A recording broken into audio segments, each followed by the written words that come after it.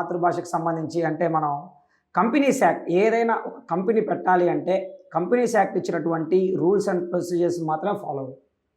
ఈ యొక్క కంపెనీస్ యాక్ట్లో మనకి ఏదైతే సెక్షన్ 12 ఏం చెప్తుందా అంటే మీరు ఏ వ్యాపారాన్ని ప్రారంభించినా సరే ఆ వ్యాపారానికి సంబంధించినటువంటి వివరాలను కానీ వ్యాపారానికి సంబంధించినటువంటి పేర్లను ఏదైతే వాటికి సంబంధించినటువంటి నేమ్స్ ఏదైతే ఉన్నాయో వాటిని ఖచ్చితంగా స్థానిక భాషలో మీ యొక్క దుకాణాల బయట కావచ్చు, షోరూముల బయట కావచ్చు, ఖచ్చితంగా తెలుగులో భాషలో డిస్ప్లే చేయాలి.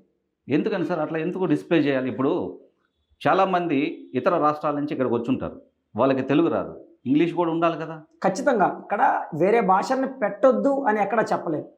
ఇప్పుడు ఇక్కడ స్థానికంగా జీవించే వాళ్ళు అధిక శాతం ఏ భాష అయితే వ్యవహార భాషగా ఉంటుందో ఆ భాషకి తప్పనిసరిగా మొదటి ప్రాధాన్యత ఇవ్వాలి అన్నది చట్టం చెప్తున్నటువంటి విషయం. వేరే భాషల్ని పెట్టకూడదు అన్నటువంటి విషయం ఎక్కడ చట్టంలో చెప్పాల. ఇక్కడ తెలుగులో పెట్టాలి అనడం వేరే భాషను వ్యతిరేకించడం కాదు.